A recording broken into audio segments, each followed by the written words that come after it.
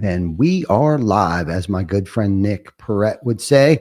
Welcome back, everybody, to episode 256 of Behind the ToolBelt. Thank you for joining us on this Wednesday edition. Today, we have another special guest. Stay tuned, and we will be back after our short intro from our sponsors.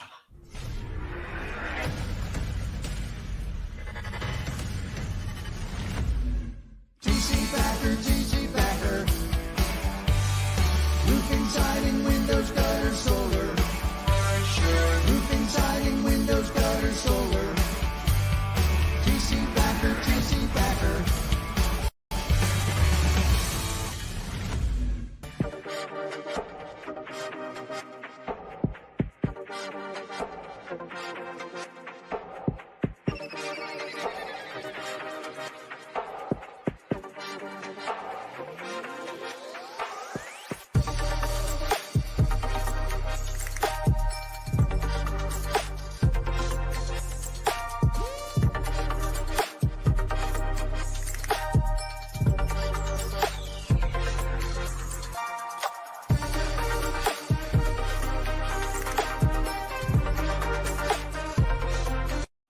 Is your lead flow down? Whether you're a company owner, office staff, salesperson, or installer, you're a roofing rock star. We help you get more leads with custom SEO, Google Ads, and a pro website.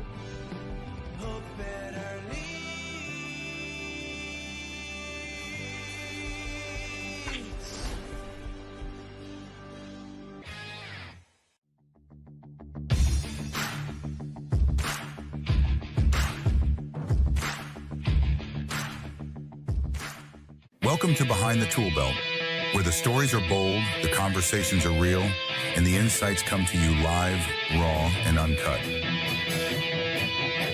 Every week, host Cobb Backer sits down with game changers, trailblazers, and industry leaders who aren't afraid to tell it like it is. No filters, no scripts, just the truth. Please welcome your host of Behind the Toolbelt, Cobb Backer. Chewy, that gave me goosebumps. It really did, that last part there. It was good. Good job, Vic. That's good stuff right there. So welcome back, everybody, to our weekly edition of Behind the Toolbelt, episode 256. 4 more episodes. We will be at 5-year mark, 260 weeks in a row, come hell or high water. Suited up, showed up, found guests, sometimes good ones, mostly great ones. Every now and then we had one that wasn't so good, but here we are. We made it through it. I've learned a lot over the years. The live, raw, and uncut version of this, I think most people that do podcasts do an edited version. They record it, and this has been live every week, no matter how I felt, no matter how our guests felt. Most guests, I don't think anyone's ever backed out. We may have had to reschedule in enough notice, in enough time, they let us know, like, hey, whatever, schedule conflict or something like that along the lines. But I mean, big shout out to everybody that's ever come on the show, and those that continue to keep coming back, like you, Mike. I look forward to this because we knew you were coming up here this week, and I thought, what better time, because we always have a good conversation about real stuff. Yeah. Right. Like where we're at, where our thinking is. And, you are cut from the same cloth that I am, run hot, nonstop, run hot. I went and had my blood pressure taken the other day, and the lady, she did it 3 times, and she actually had a second nurse come in and do it again. And I was afraid they weren't going to let me leave. And I'm cracking jokes there, though. She was kind of nervous a little bit. I'm like, listen, I just run a little hot. And she was like, hot? I'll be damned. Like, you're cross borderline stroking out on me over here. I'm like, listen, we're good. I'm good. Okay. So a couple of years I've been struggling with it. I was diagnosed, I guess, with hypertension and runs in my family. And we got on a prescription, and I was actually on 2. I was on a beta blocker and something for my blood pressure. Changed my eating habits and things like that, started exercising. And I was able to come off the beta blocker because it was doing something weird to me. Like, I just felt sluggish. It was just, I didn't feel well from it. I was doing more harm than good. and went on this, doubled down, actually, I should say, on my exercising and what we eat, how often I eat, when I eat, what time of day I eat, right? That plays a lot in it for me anyhow, because if I eat real late, it kind of kills my metabolism. Right. You know what I mean? Laying in bed, snacking and stress eating and shit like that. And I'm still guilty of that, but not as often as not as much food and that I consume. But anyhow, just trying to take care of myself and doing this week in, week out, no matter how I feel. Right. I think that was the point that I was trying to get to. There are days that I just don't want to suit up and show up. And Vic and I were testing the sound out, and I was talking about, I was just acting as if I was on a podcast for a minute. And I was talking about, get off your dead ass and do something about it, especially when, the days you don't feel like it. Yep. Right. There are days that I just want to go home and hide under the covers. Right. Like, just don't do it. Especially the days that I don't feel like doing it. With the days I don't feel like working out are the days I have to do it. The days that I don't feel like taking care of myself or family business or professional business, I have to double down on those days. Mm-hmm. Those are the days I have to double down, because it's going to be there. It's going to veer its ugly head tomorrow. It'll still be here. Now I feel even worse. Now I feel even more overwhelmed because I didn't deal with whatever it was that I needed to deal with today. And I think so many people procrastinate, and they're kind of like, oh, there's always tomorrow, right? Yep. There's a time and a place for that. There's a time, there really is a time and a place. And I guess I'm of that hustle culture, right, wrong, or indifferent.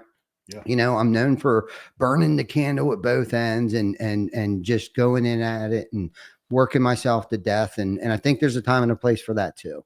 For sure. You know what I mean? There is definitely a time and a place for that work-life blend, different seasons of your life, right, that we go through, right? Like, when things are good, then they go bad. And I am a firm believer in, good times make weak men, and bad, difficult times make strong men. And that's kind of something that I've tried to, relay to my children. Mm-hmm. You know what I'm saying? My Jacob, 33-year-old Jacob, is an entrepreneur. He's a tattoo artist. And if one thing that we see eye to eye on is good work ethic, there's not many things that we did over the years. He probably felt the same way about me as I did with my dad. Yeah. Right. Like I despised him for a long time, but now he's one of my biggest mentors, right? Because of his work ethic and nonstop work. And the day that I stop working on something is probably the day that you're putting me in the ground. So I believe in hard work. It's who I am. It's what I do. It's what we do. It's who I am. It's what we do. Right. Yep.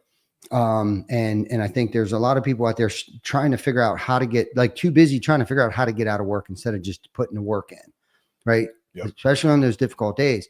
And there was many days that shit has hit the fan here at the office where it was like, man, if there was a day that I was not going to get on this podcast, today would be the day. You know what I mean? Like, just got the worst news. I got to compose myself, get my shit together, drop to my knees a couple of times. Like, God, please remove this from me for a minute. You know what I'm saying? Give me the strength and the courage to move forward with whatever the outcome is. I'm sure there's something that we're going to gain from it, right? New insight, a lesson learned, a new standard will be born. Yep. Right. There's a gap in the system. Yep.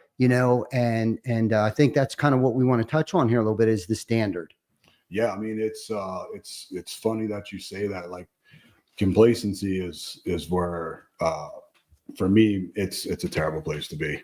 I mean, absolutely terrible. And the days, it's funny where you hear motivation, people are like, I'm just not motivated. And motivation, I've heard it's, talked about many times, that motivation is just, it's bullshit, because it's there some days, but when it's not, like you said, the days you don't want to get up, you don't want to do the gym, you don't want to do your daily routines, the things, those are the day where progress is made, is getting up and getting it done. And I struggle with it on a daily basis. I'm like, I don't want to do this today.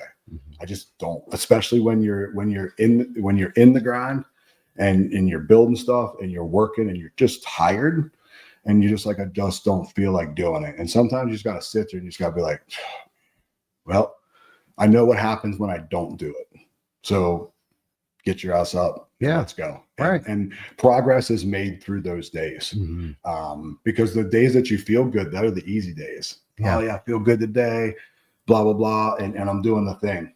But today I didn't want to do it. We know we have to do it. Yeah. And even if it's whatever it takes, Yeah. you know, I've listened to Goggins and he's like, man, I'd sit on the edge of my bed for 30 minutes before I put on my shoes, like talking myself out of going running. You know what I mean? It's like, it doesn't matter what it takes to get there. Mhm. Just get up and get it done. Something. It might not be the best workout, might not be the best whatever, Mhm. but at least we're making progress and getting through that. And that is where I feel like that's where diamonds are made, man. Yeah. That's where success is built. Yeah. Right. That's where self-confidence is built. That's where low self-esteem is smashed. Yep. You know, in those days where you're lacking the faith, the courage, the strength, the motivation is the days. And, you know, and on the opposite side of that spectrum too, you know, the days that where it feels like everything's going good and that we're starting to get this figured out, that's when you actually need to double down as well. Mm-hmm. You know what I mean? Because you can't, again, you'll become complacent. There's never really no time to coast. There's no destination. You know, I mean, you know, no finish line, I guess. It's a journey. Yeah. That we're on here, at least the mission that I know you're on, the mission that I'm on. Yeah, we have a why. We know what we're fighting for.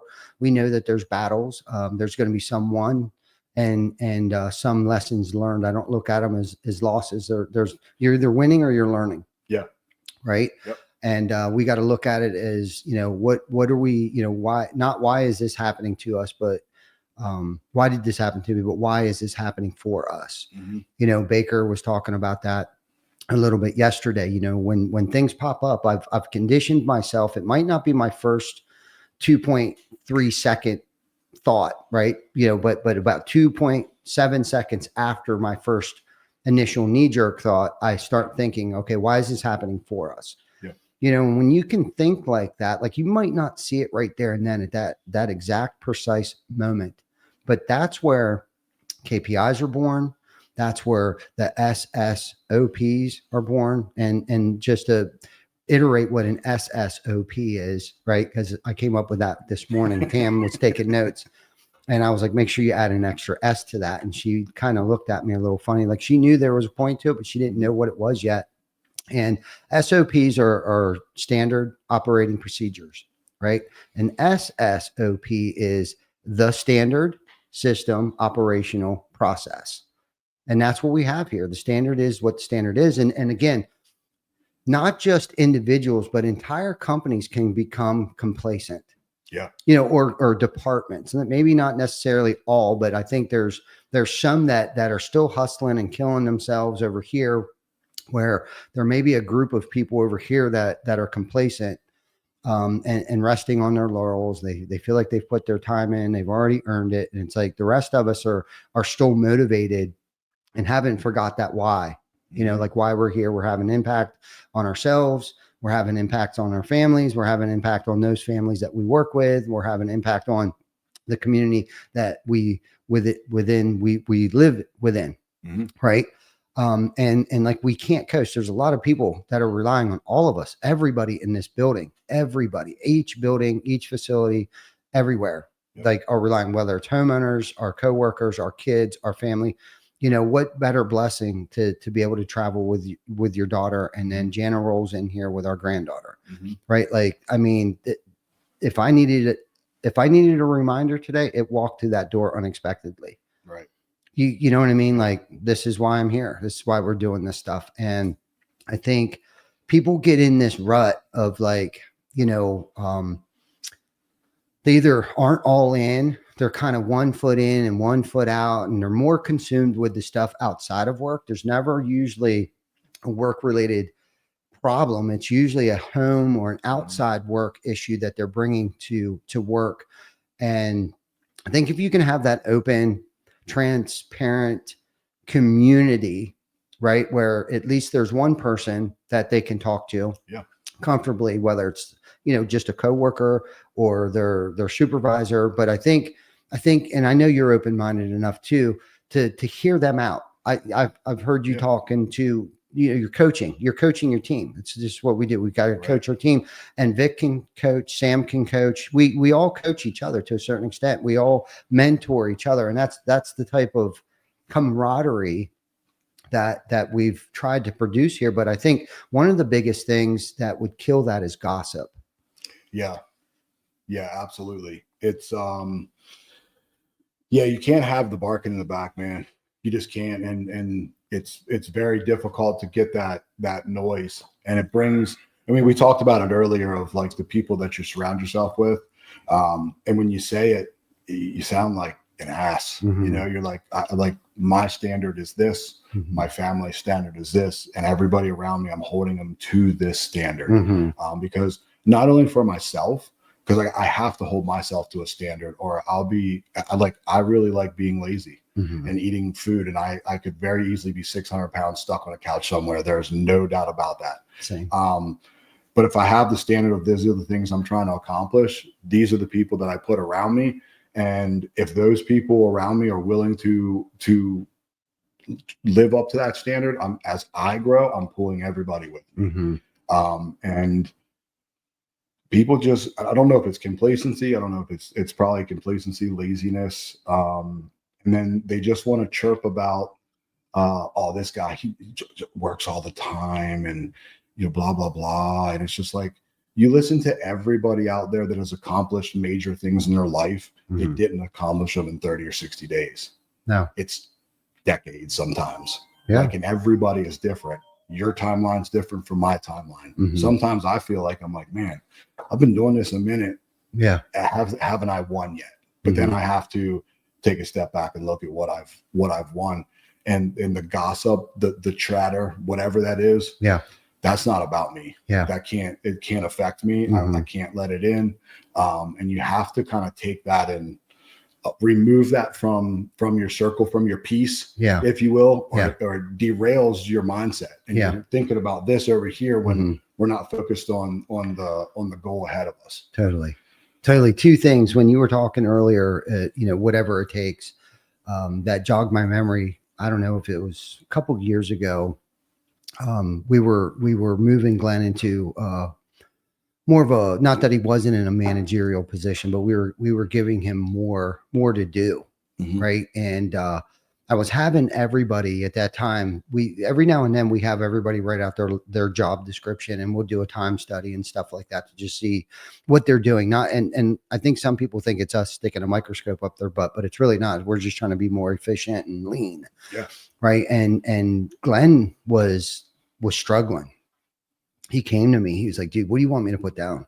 Like, what is my job description at this point in time? And I said to him, whatever it takes.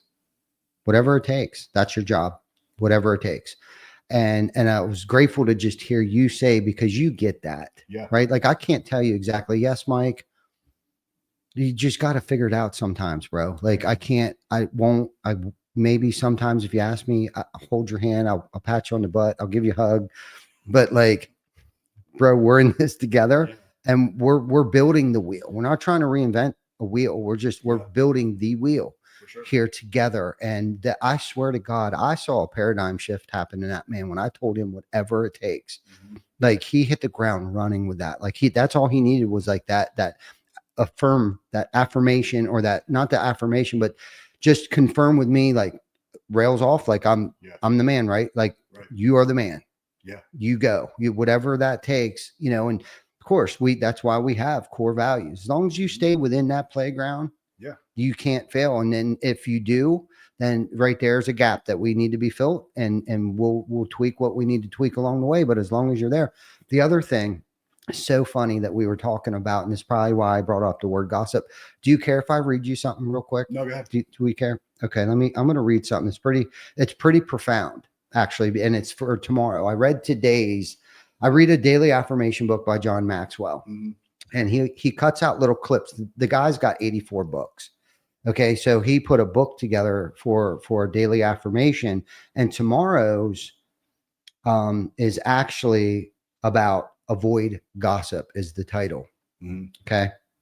And I'm going to try to see this here. It says, it's been said that great people talk about ideas. Average people talk about themselves. Small people talk about other people.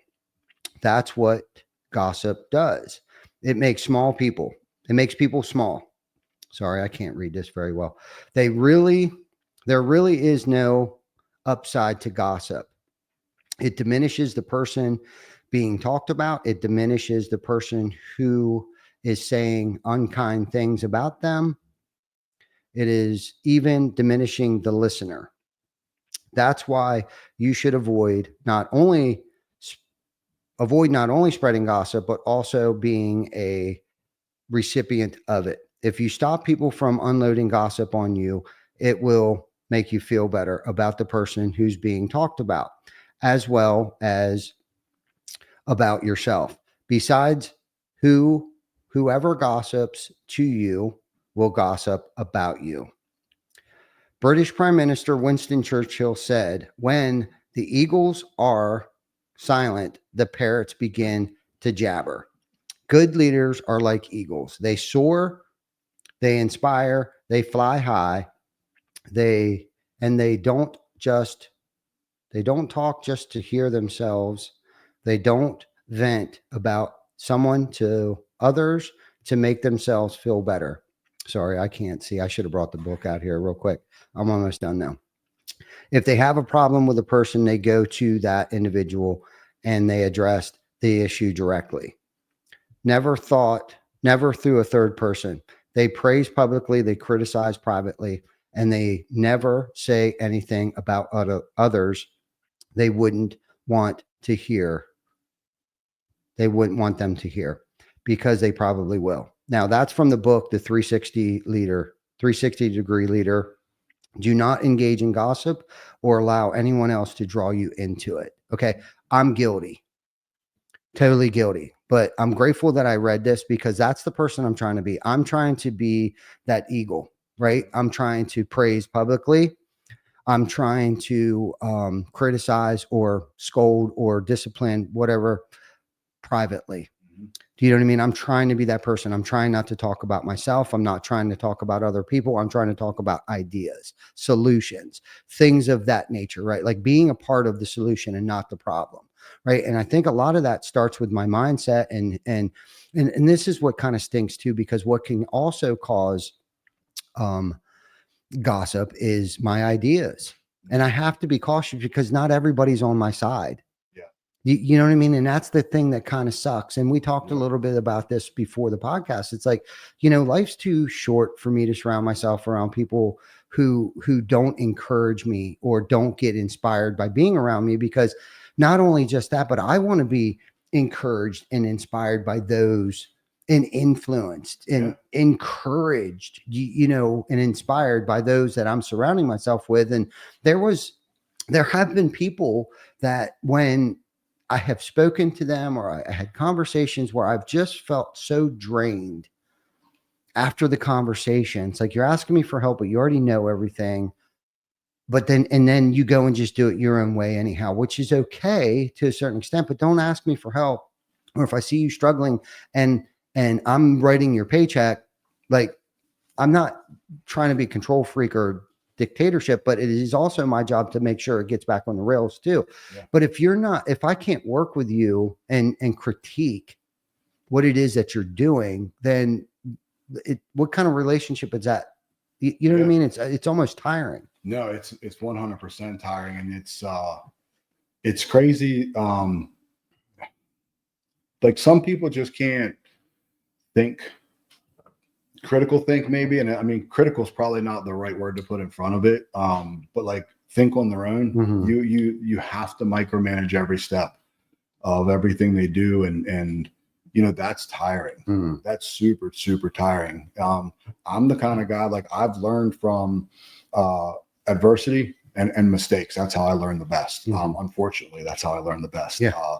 And that's, you look at everything that I've personally been through in my entire life. And at one point in time, I'm like, man, why am I put through this? Mm-hmm. And as I got older, I'm like, well, the only way to look at it is I can either wallow in the poor me, mm-hmm. or I can use the mistakes and the things that I've been through to gain momentum forward. And now, as I get even older yet and longer in life, I use my mistakes or things that I've been through to help others come up.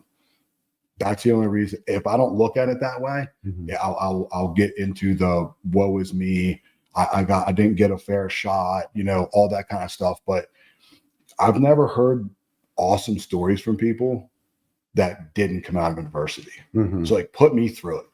Like put me through it. And whether I feel like I have the story or I feel like I have, sometimes I get the imposter syndrome. And I'm like, do I really have I been through enough? Have I accomplished enough to even talk about these things? And I kind of pull myself back and like, I don't want to be, I don't want to be somebody out here just spouting in microphones and haven't accomplished anything in life or haven't done anything or, because you have those people all over the place. And I've never wanted to be a hypocrite. I always want to, hold myself accountable. And that's what running teams does for me, actually. People don't realize like the accountability that everybody else has for me. Because I can't tell you, Ty, you need to eat right. You need to go do this and you need to go do that if I'm sitting on the couch eating potato chips every day. Yeah. And that's how my mindset, kind of works. And just the joy of like trying to make people better. I didn't know for so long what I didn't know. And I know I've talked about it before on like what we're capable of. And that's what my standard is. I'm not accepting anything less than this. Mhm. And I'm going to keep bouncing that standard up as much as I can and holding everybody to that standard around me. People look in, they're just like, I can't talk to him. I'm scared to talk to him. And I don't know. He's always like upset, or it's like, I'm not upset about anything. I'm super passionate. I'm focusing on whatever that end goal is. And that's what I'm focused on and nothing other than that. Mhm. And if you take me away from that, you've got to go. But if I'm giving you a hard time and I'm holding you to a higher standard, it's because I give a shit. Mhm. If I don't care what you do and I'm letting you over here, that's when you may need to be like, I don't think he cares. I don't care. I won't spend 2 seconds or the breath to have a conversation if I don't care. If I'm having a conversation with you and I'm pushing you to be better or trying to help you become better without telling you what to do, but just, hey, like, this is what I've been through. This is what's worked for me. I've had hours worth of conversations of people in this company with, this is just what I've been through. This may help, it may not. And people are like, well, this has really helped me try to get through these things. That's the only thing I'm trying to do here is if I can do it, I know anybody can do it. So I have to keep getting better so everybody around me can keep getting better so we don't ever hit that ceiling. Mhm. Because if we ever hit that ceiling, we've already got those people coming up and they're like, oh, what? We're not winning anymore. Now what? Now they're going to move on. Mhm. Totally. And eventually that's probably going to happen. Because I mean, I don't know. Maybe I'm 90. I'm still trying to get better. I don't know. You know what I mean? Yeah. But always going to try to learn so I can always keep bringing people with me. Mhm. And those, you'll find the right people that want to be inspired, that want to be pushed. And I don't think we as a society push each other enough. Yeah. I think we need to push everybody. We should push everybody to be better at all times. I mean, that's what would make, the world way better of a place if we all had higher standards. And at least for my setting myself at standards, that's what I've found. The difference of where I was even a year ago to now is different, and I've got a long way to go for sure. Mhm. You know what I mean? But just that of like almost exactly a year ago, well, that was, probably 75 days, almost 75 days before that, I started 75 hard. I was almost 300 pounds. And I'm like, dude, I'm done. Mhm. Like, I'm sick and tired of this. I got a good frame. I'm 46 years old. My wife's 32. I got to make sure I, don't look like an old fat slob. And, Yeah. my wife's, way younger than me. And then as I did the 75 hard program and really dialed my stuff in, I was reading books and just listening to, other successful people around me. And I'm like, these guys that are super successful, like, they're hardcore, Mhm. making sure they're as healthy as they can be, eating not perfect, but not, we're not going out to the bars, we're not drinking alcohol, we're not doing the stuff that tones all of our motivation or discipline down, we just don't have room for it, and that 75 days put me in a whole different, just with eating habits. Now, again, I'm not perfect and I love food. But haven't gained 1 pound since I got off that. And I've stayed in semi the same shape. I don't work out as much as I'd like to and things like that. But there's seasons where I have time for that and I don't have as much time for it. But overall, where I look and my eating habits have stayed, and I'm like, all right, well, so now this is a habit. So I'm gonna do another round. I'm gonna choose a different habit, and eventually these habits will become habits, and it's the way that you live your life. And like we talked about, our base standard is here. Once we can meet that base standard, all it is just becoming better. Even if it's, a small percentage or 1% a better at a time, you're still going upward and you're still making progress. But you got to find out where this, that line is, that standard for you is, and what you want to accomplish. And you just got to go and be willing to put in the endless amounts of work that it takes to get there. Yeah. And I think over time too, it doesn't appear to be work anymore. Like you said, it becomes a habit. It's not really, it's a habit. It's a lifestyle. Yeah. It's a lifestyle change. And man, you said so many good things there. That and we want to be able to motivate people, and it's tiring for those that kind of sit on the sideline and ride on the coattails and stuff like that. And I've been through the ringer. I've kept people around me entirely too long, but it's kind of like, I hear the same thing too, where people don't want to knock on my door, not want to ask me questions and stuff like that. And it's like, I'm kind of not flabbergasted by it. Not that I have like an open door policy, but like text me real quick, make sure I'm not in a meeting or anything like that. I'll always carve time out, and I might seem irritated. And I said something to Amanda this morning. It's like, I'm not irritated with you whatsoever. Unfortunately, you're just catching a little fumes from whatever it was that I was inundated with at the time. But give me 2.3 minutes to kind of like change gears real quick and listen to what it is that you're saying to me, so I can actually hear you. But I think once people get to know us, they know what our purpose is. Like, we're not mean. We're driven people. We run hot, continuously run hot, and want to see others around us succeed too. And I like how you said that, like, if I didn't care about you, I wouldn't push you. When I stop pushing you is when you really need to worry. All right. Like, I saw something or I'm tired of, that you're not willing to put into work. And this is thing too. Right. And I understand the imposter syndrome, and just for the record, Mike, if for any reason whatsoever, you wouldn't be on this podcast if I felt like you were a phony and haven't had an impact. There are a lot of people out there that are either on stages or have a podcast or a radio show host or whatever that hasn't experienced or ran multiple crews or led people, there's just too much of that out there right now. And one of the main reasons why you're on here is because you're not that individual. You have impacted many lives and continue to, and doing that self-improvement, right? Like, you have to continuously work on yourself, because whether it's an ego or pride thing, it's like, I can't have this thing outgrow me. For sure. Either, right? Because once we get there, and it's kind of like, when I'm done putting the work in on myself, that's where the leadership stops. That's where it ends, right? So you got to continuously educate yourself, continuously push yourself, continuously find different ways to improve your physical appearance, your mental state, right? Mental toughness, read books, listen to podcasts. And what's cool about this? No one's going to give this stuff to us. I'm not saying that you don't give me good feedback on like who you're listening to or what. One of the first questions I start asking people when I run into them, like I ran Hunter, came to visit us at Top Flight. The first thing I asked him was, what are you reading right now? Right? Like, I want to know what he's reading. Right.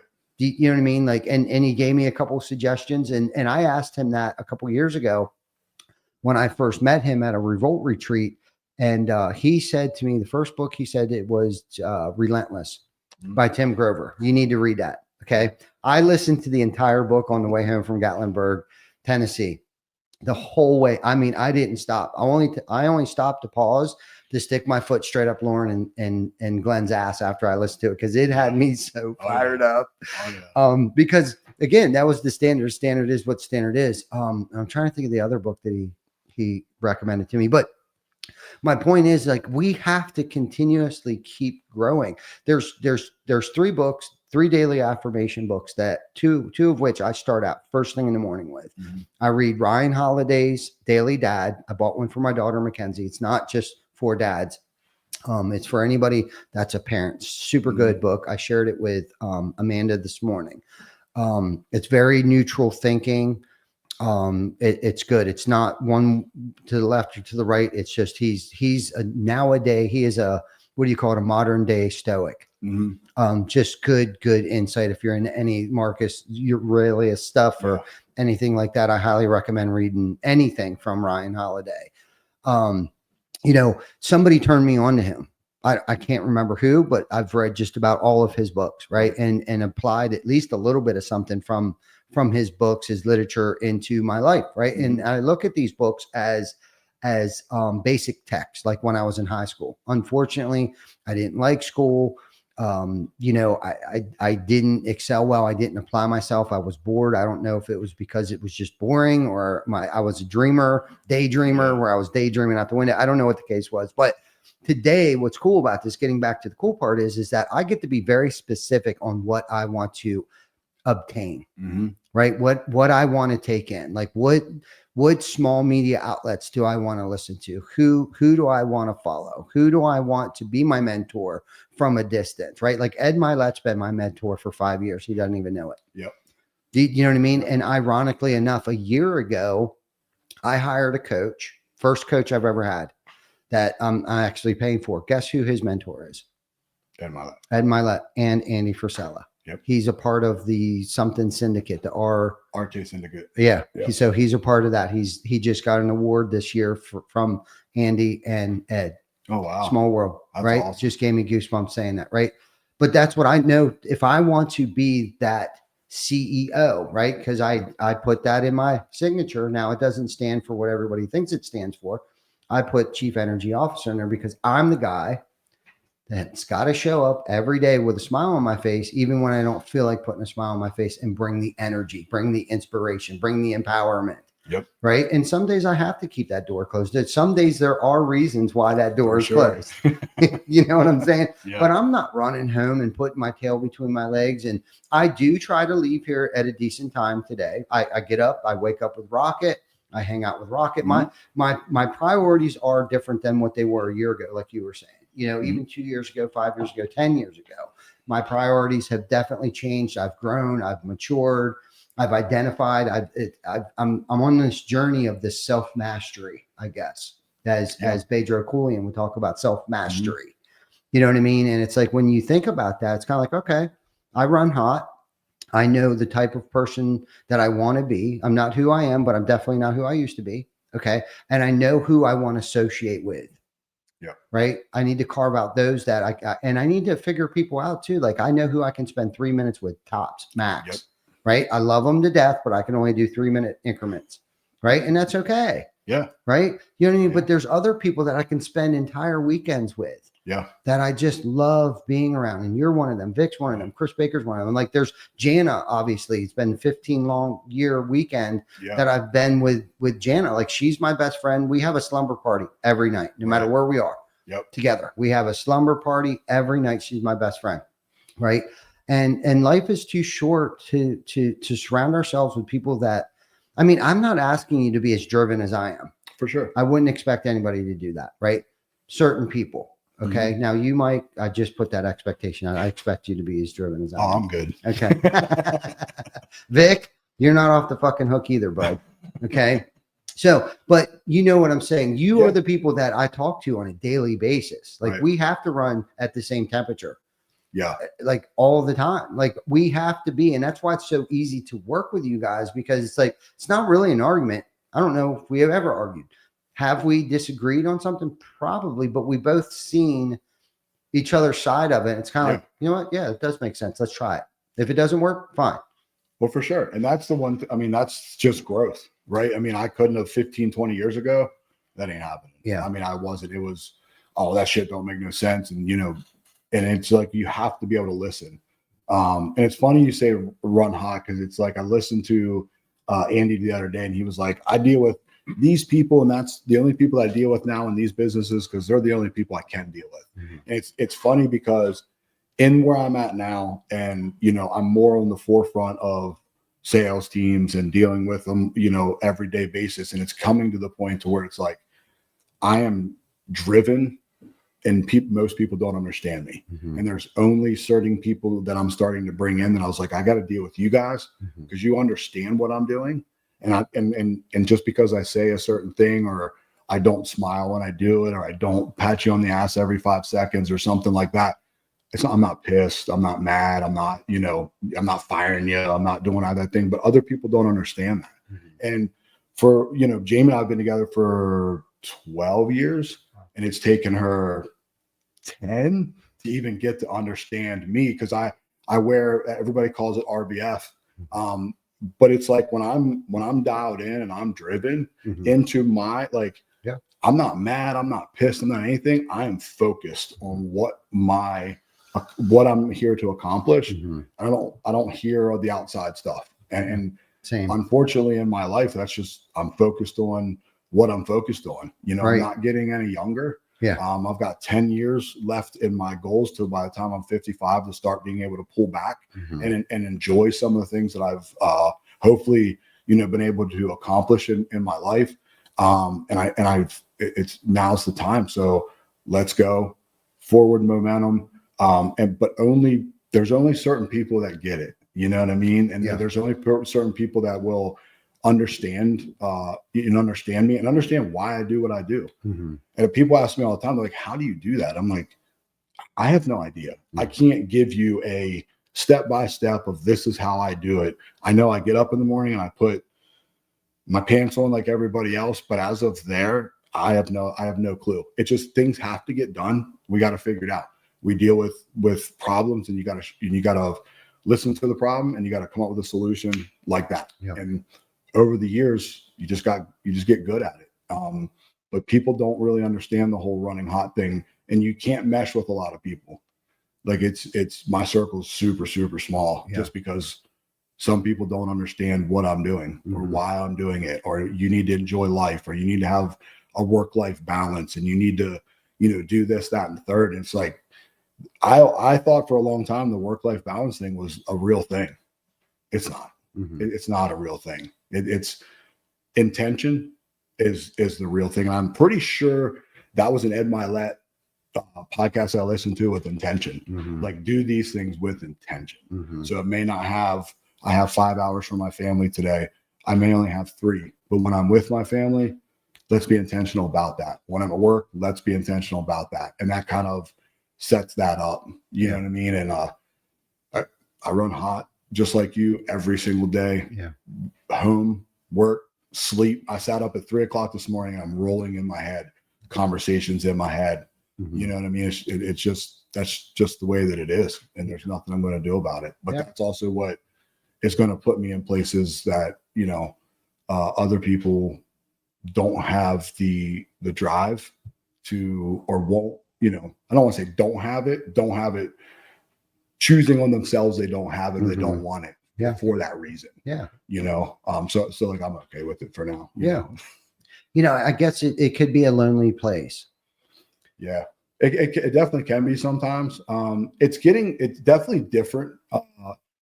As I was able to control more of my emotions, I used to call it passion. Like, I get so riled up and I'm so passionate about it. And I don't remember who I listened to, but I was listening to a podcast, and they were like, no, that's not what it is. You just can't control your emotions. And anger has always been an issue with me from, you know, when I was a kid. And the way that you were brought up in the old school construction, just like I was. Yeah. It's way different.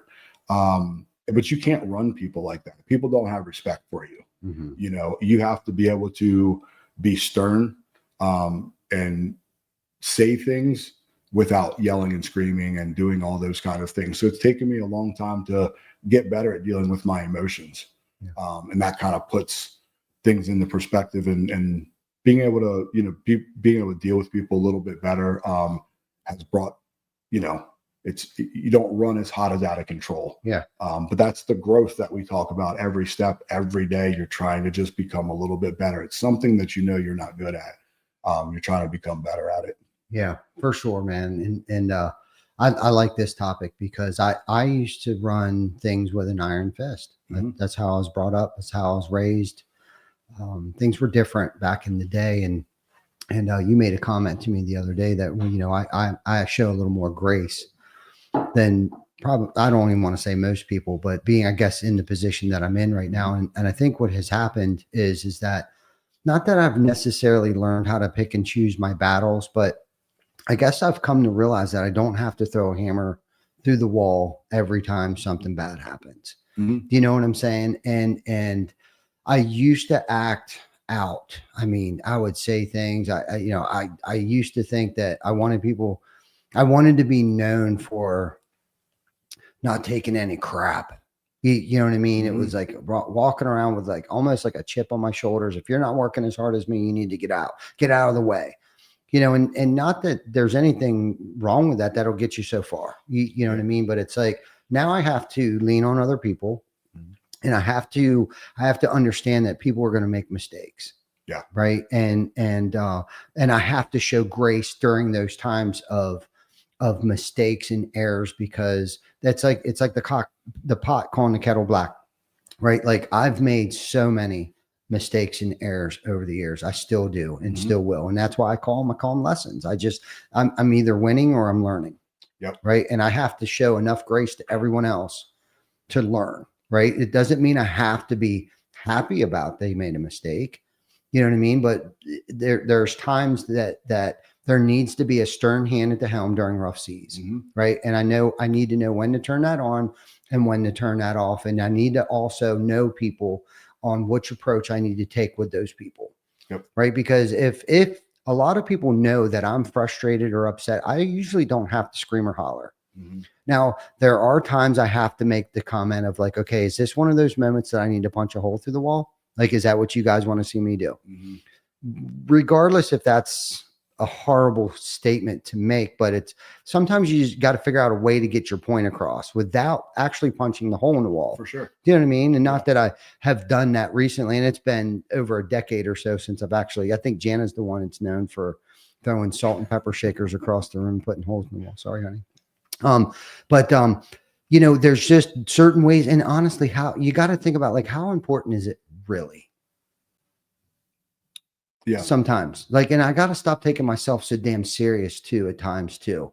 Do you know what I'm saying? It's like, and this is like, okay, if they continuously keep making mistakes and errors, then okay, one, was it lack of training? Right? We got to look around and make sure cross all our T's and dot all our I's, right? Was it lack of training? Is it incompetency? Is it lack of respect? Because I think at some point in time, it just becomes that, like, I'm just going to do whatever it is I want to do anyhow, and screw the standard. For sure. Screw the system, screw the operation, screw the process. Yep. Right? Yep. Like, but you got to identify that first. Do they have a learning disability? I talk about this all the time, and I'm empathetic for that. Right. I totally get, like, I learn a little bit differently than most people. Right. And I think you and I probably learn the same way. And I don't know if it's the way that we were raised or what the problem is.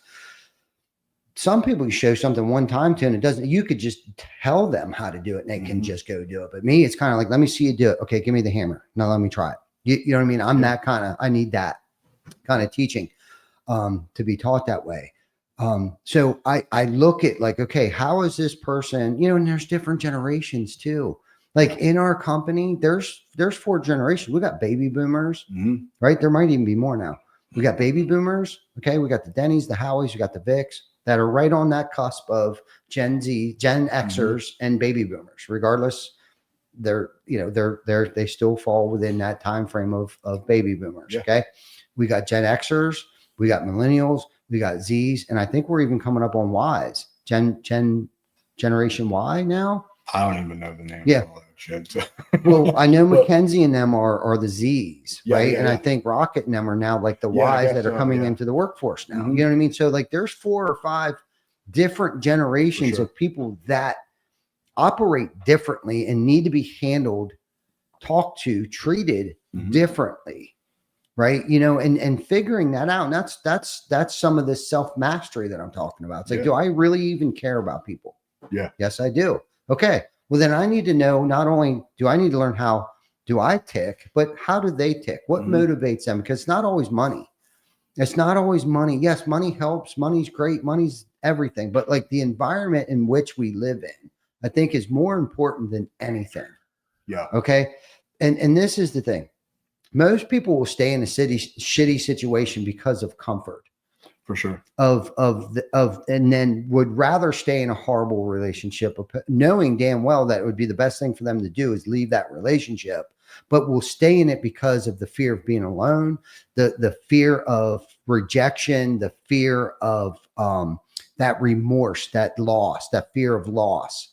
Okay. And those are all the same feelings that we feel when we get demoted. There's a pivotal transition, even if it's good transition, even if it's good growth, even someone's pushing me, there's always this fear factor and like, oh my God, they're taking this.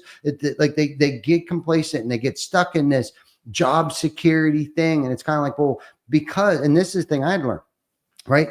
Like if I do everything, I know it's going to be done right. So I thought, okay. But then I need to learn how to let go of some certain things. And this is where it's kind of like where the grace started to come in. Right. A little bit for me was like, I need to let them make mistakes because that's how they're going to learn. Hopefully it's not very costly. Okay.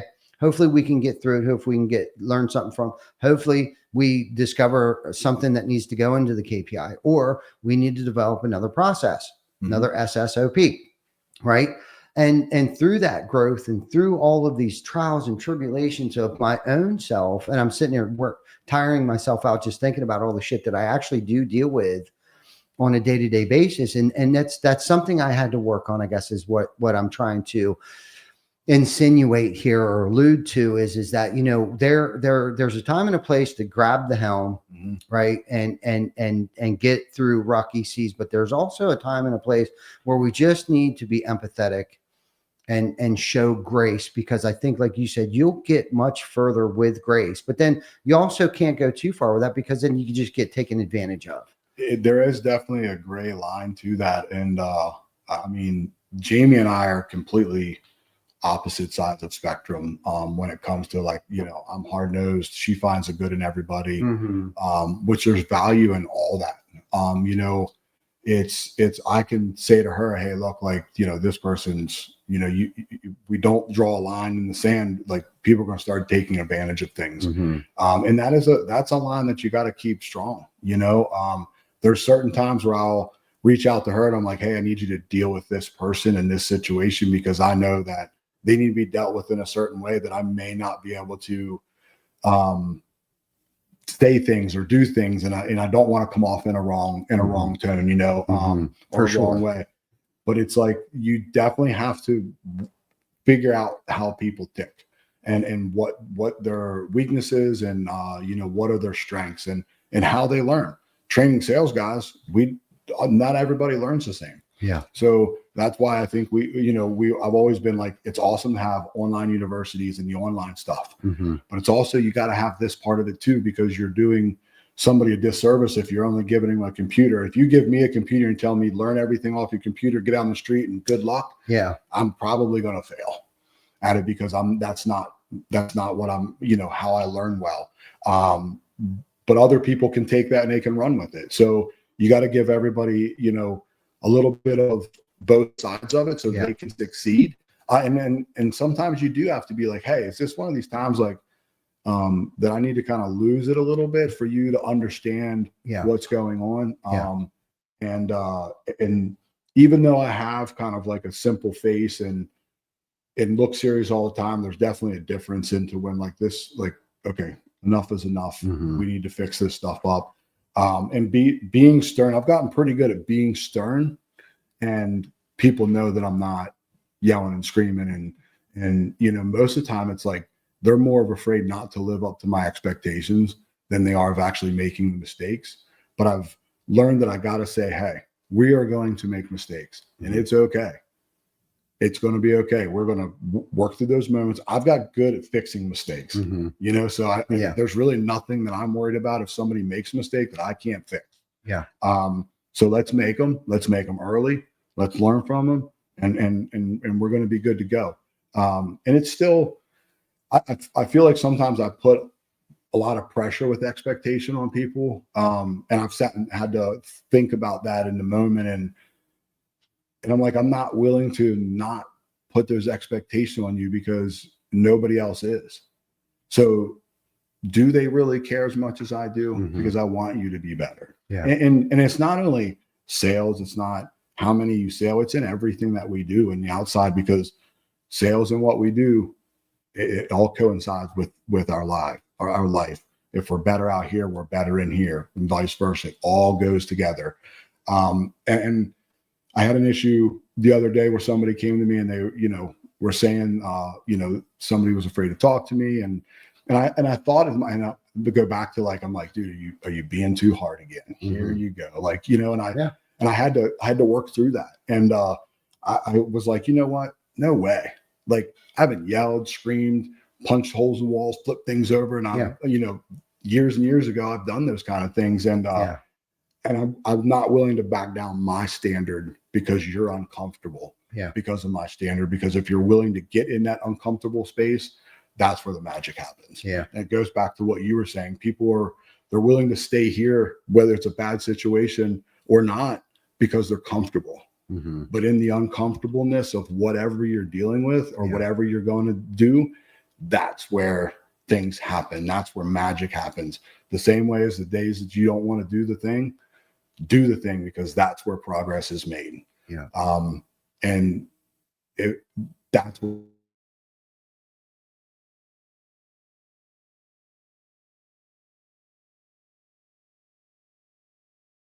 got to a point to where okay, well, we've got this part figured out. Let's go. Let's get uncomfortable again, because we're going to go back through that. And we're going to continue to keep growing in whatever we're dealing with at that time. Yes. No, I agree. And then quitting becomes too easy. You quit something once, it just becomes that much easier to quit something else after that. I've learned that too. And I've watched people get comfortable quitting, and we talk about this all the time. Get comfortable being uncomfortable. And Vic and I had this conversation a little while back. I don't remember what it was, but it was like, man, this is getting comfortable. It scared me. It might have been, I don't remember what it was. It was about the show. And, it's like, okay, well, that scares me a little bit. Months earlier, I was like, when is this ever going to get easier? You know what I mean? But here we got through whatever that adversity that I was faced with a couple months ago, where I was like, you know what, when is this just going to become comfortable? You know what I mean? And then months later, I ground through it, kept suiting up, showing up, showing up. That became a habit. Right. I'm getting more comfortable with whatever that was. But then that scared me. Oh shit. I'm starting to feel too comfortable doing this now. Step your game up now. Now it's time to step. What's next? Done next. Move on. I had a conversation with Rocket this morning. You know what I mean? Don't ride on that award that you got last night. Put that shit on the shelf, man.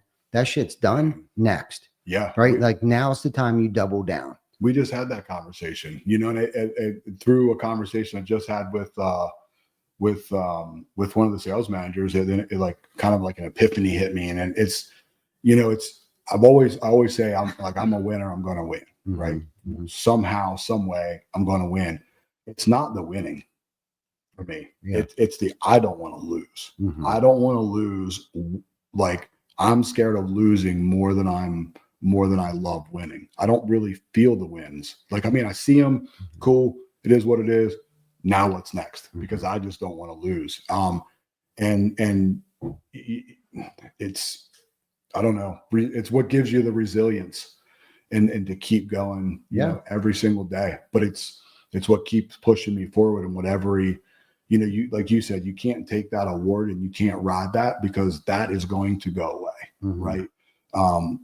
I don't ever want to I don't ever want to be, I'm not an awarder, stager.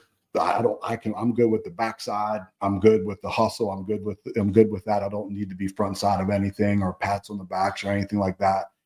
And I think some of that comes from because I don't ever want to take this thing and just be like, I made it, because then you're done. It's over if you've made it.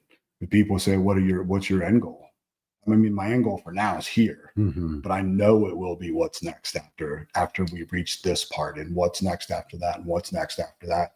Because complacency is scary. Yeah. Like, it's definitely scary. It is. It is a scary place to be, and that's not where progress happens. For sure. You know what I mean? In that comfortable state that we may feel at times. Now, don't get me wrong. I love a good Sunday morning.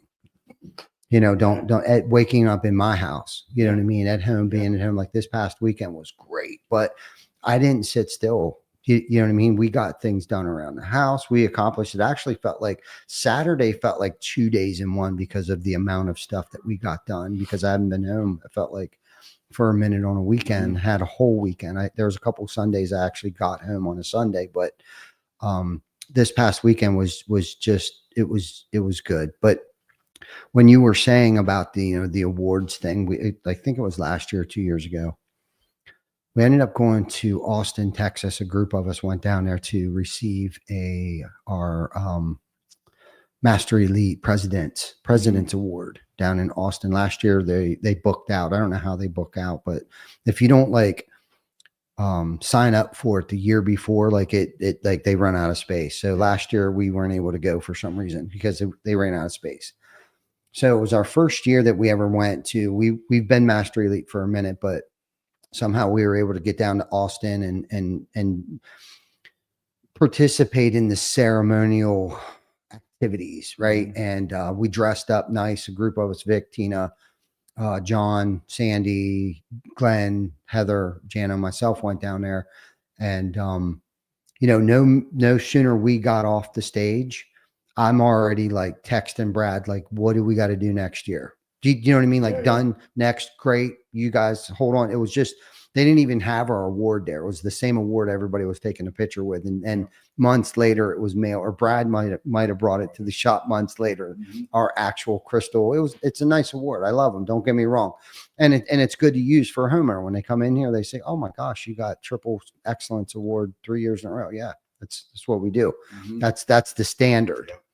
You know what I mean? That's just what we do. Like, I'm not looking forward to that award to celebrate the moment, right? Because unfortunately, I can't. Like, I'm already thinking as I'm walking upstate to receive this award, I'm already thinking about next year. Yeah, I'm already thinking about, like, well, what can we do to better this? What did we do wrong? You know what I mean? Like, what could we do to perform better at a higher level? And like, this is it. Like, that's just the triple excellence. Fortunately, they've changed some things, so we have some other things within, the I don't know, within, being a Master Elite, there's different layers now, levels to that we can succeed in. But like, I think that's the thing. It's like, yeah, what I did 10 years ago don't mean anything. And when you come across those people that state, like, that's how we've always done it. That's the problem. Yeah. This is how we've always done it. Right. For argument's sakes, there may be a time and a place to use that statement. Okay. I can't think of one off the top of my head right now, but I'm sure there's something like, yeah, that's just how we've always done it. But I think that's within that's where the problem lies. That's you being complacent, being entirely too comfortable, riding on your laurels, and no wonder there hasn't been any growth. Yeah, we've been in business for 50 years, but that's the way we've always done it. Well, that's probably why you've stayed at that monetary value, that value that you guys stayed at. I'm not saying it was wrong. Yeah. But there wasn't much growth. You've repeated the same exact day over day over day over day. So you don't technically have 50 years of experience. You have 1 year of experience repeating the same exact thing over and over and over for the past 49 years. So I always take that into consideration. When someone says I have 30 years of experience doing something, I always kind of like dissect that a little bit and ask them questions. So like, what have you actually done over 30 years? right? Like, have you just had 1 years of experience with 29 days of repeating? That's how we've always done it over the past 29 years, because technically that's not 30 years of experience. Have you evolved with the times? Have you evolved with the technology? Have you evolved with the new technologies and products and things that have come out, just like AI right now? I don't use it every day. Like, some people like can't work without it right now. They've already ruined themselves. Like the GPS in my car has. I think we talked about this the other day. You know what I mean? Like, I can't go anywhere in the country without the GPS anymore. I'm ruined. Right. Like, I even forget like the 3-digit numbers on a highway, right? Like, I know 81, the odd number, 2-digit odd numbers run north and south. The even numbers run south, east to west. And like the 3-digit odd, I think, is a bypass. But like, I have to think about this. Like, I forgot because the GPS is ruining. Well, I'm afraid for me personally on my day-to-day activities that if I'm using ChatGPT, and I'm not saying there isn't a huge place for it, you know what I mean? Whether it's editing editing videos and creating SEO blogs and stuff like that. Because if you're not, and this is my point is there is a huge place for it. But I guess my warning is don't use it to the extent where it's going to mush your brain, where you don't know how to think for yourself without asking ChatGPT how to fucking tie your shoe.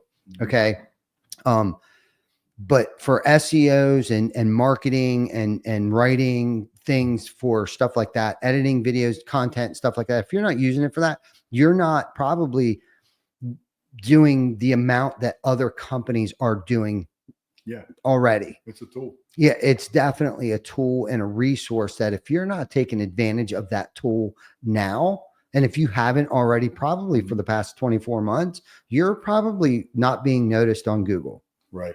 You know what I mean? But if you're not capable of evolving with the times and stuff like that, we used to have people write our blogs for us.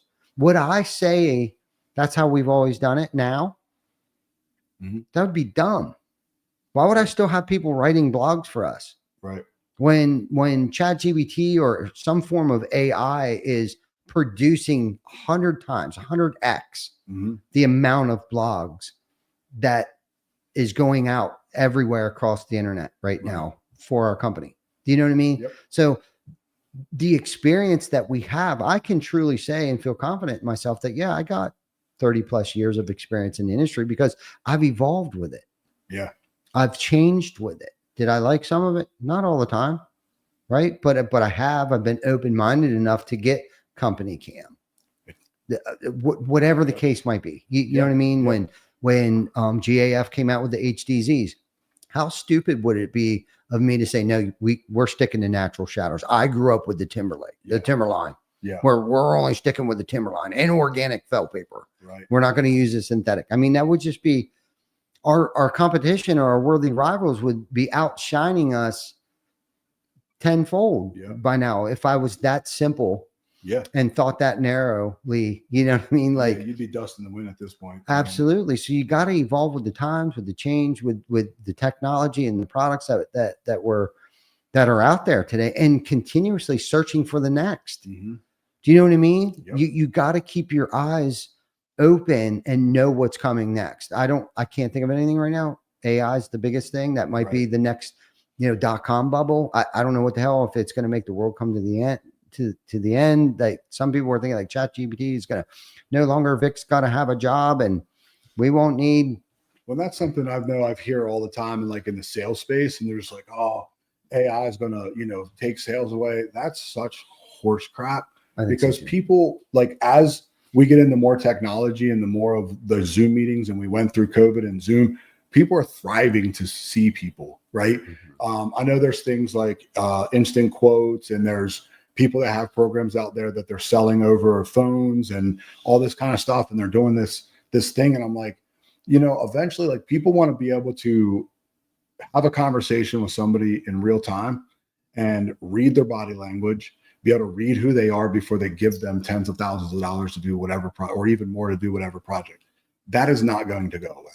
I mean, there may be people that will do things that way, but it's going to be on such a small scale. And you can see, I mean, just with the way I'm going to use the election, not go into crazy politics, but people at some point in time are like, enough is enough. And the technology thing is definitely going to get there to where like we want interaction. I want to be able to read you.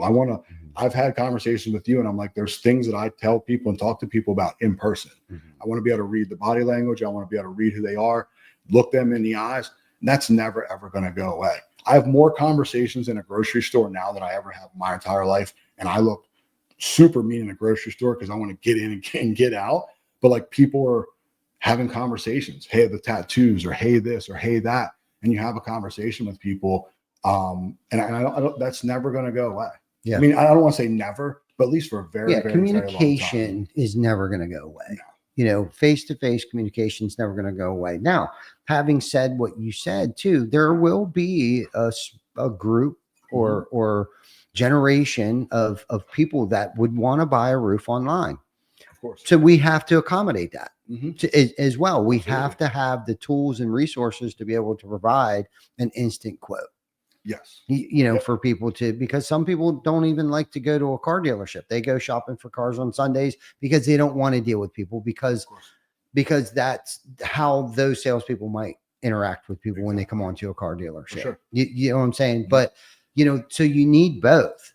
You need to have an online presence so people can check prices and do this and do that and Kelly Blue Book it and all this stuff. But that's also for a lot of car dealerships, say like, there's really no room to negotiate anymore because everybody knows what the price of everything is. So the margins are slim. So that, I don't want to say it's ruined because people always need automobiles. Yeah. So there will always be used and new car dealerships, always. You know what I mean? There just always will. But how they have to conduct business today has to be different than it was 5 years ago. For sure. Do you know what I'm saying? And that's what I'm talking about. That's my point. Like if you're not keeping up with that, that's why a lot of these, Dover was like the capital, the used car capital. When you go up 74 now, it's not like it used to be, is it? And I think some of that has to do with because of not evolving with the times. Yeah. You know, or maybe COVID, I don't know, the lack of vehicles. I don't know if there's like this lull where there's a lack of used vehicles to sell at the auction or what. I don't know, but they did something wrong. Well, if people don't have to travel to go out and look, we're going to go look for cars today. Yeah. We can do it online and your car dealership is there and you have all the stuff and they make the phone call and they're like, hey, they can see everything there. And then now we've made our decision. We're going to go here and buy. Right. And sometimes with car lots, you don't even need to, you can buy over the phone. They'll deliver it to you. Right. Almost like an Amazon of cars. But if you don't have that and you're expecting in 2024 for people to drive out, and there are going to still be people that do that. Yes. I drive through car lots on Sundays because I don't want to deal with salespeople to look at things. Yeah. It is what it is. Yeah. But if you're expecting that to happen, that's your only business, that it's definitely going to put you out of business because those times are not gone, but they're way less because it's everybody's busy. The creature comforts, the Amazons, it's at my fingertips. It's an Amazon world today, man. And that's you. And like you said, whether you like it or not, I'm not a fan of the Amazon. I'm not a fan of those things. But it's just the times, and you have to stay with those times to an extent. You know what I mean? And if you don't, like, you'll be pushed to the side and won't be relevant any longer. Exactly. Billboards are still useful. You know, digital marketing is definitely, if you're not doing it, but there are still some things, and for argument's sake, sometimes if you don't leave the basics, you don't have to go back to them. You know, there are basic things, core values, whatever it might be, traditional ways of marketing, and getting yourself out there. But the combination of both is definitely the way to go, regardless of what it is that we're talking about right now. It could be marketing, could be maybe anything. Yeah, it can be anything, anything. So anyhow, it's 1:25. So I feel like it's got to be over an hour. I don't know exactly what time we started. Hour and 13 minutes into it. Okay. So let's wrap this up and get everybody back to work. Thank you guys for joining us, hopefully on your lunch breaks today. Especially you TC Backer people up there. I'm just kidding. Just kidding. But Mike, thank you for everything. I'm going to give you public recognition right now. Appreciate that. Thank you, brother. Thank you. Okay. Thanks for having me. Yeah, you're welcome. And thank you for everybody. If you haven't liked, love, subscribe, share it, put in the comments a topic that you guys might want us to talk about next week or weeks to come. I know we got the 21 Turkey Salute coming up next week, next Wednesday. That's going to be off the chain. The expected amount of dishes served is roughly right around 1,000. We're changing some things up there. We're going to be cooking all of the food on site, all of the sides. Oh, wow. So all of those people that we've pushed away in the past that wanted to help, like come down, help out. We're cooking the mashed potatoes. We're doing the corn, stuffing, everything at the church, which should also make it easier for us doing 2 locations next year if we keep it all self-contained. So big shout out to Mark Jones and his team over there, who's getting us the food, and his, what is it? The Safe Serve Cert or whatever the hell it's called. Yeah. So we can serve food healthy to everybody, and his expertise in the food industry. He'll be there. His team will be there from JACB, Events, I believe is the name of his company, with his food trucks and stuff like that. They're going to be helping out, pushing that. So we're already thinking about next year. Done. It's already over with. That's it. Right? It's already over. We're talking about next year already. We're going to be hosting one on the east side. And now I'm holding myself accountable by putting it out there. East side and west side will host 2 next year. And I think it's going to be a lot easier with us cooking the sides and everything ourselves. That way. So we're looking forward to that. I think that's Wednesday, the 27th, which will actually be episode 257. So we're 4 episodes away from our 5-year mark, 260, episode 260, which is December 18th, I believe, the week before Christmas. So that'll be a special, very special event. Not going to share with you what it is that we're doing or where we'll be streaming live from yet. But that will be a special edition. So you're going to want to tune into that as well. And I think as far as some other stuff, we got a whole lot of stuff. Beyond the ToolBelt's got a lot of other stuff getting ready to come up. I don't want to let the cat out of the bag yet, but stay tuned. So till next week, stay safe, take care of each other, and we'll see you next week.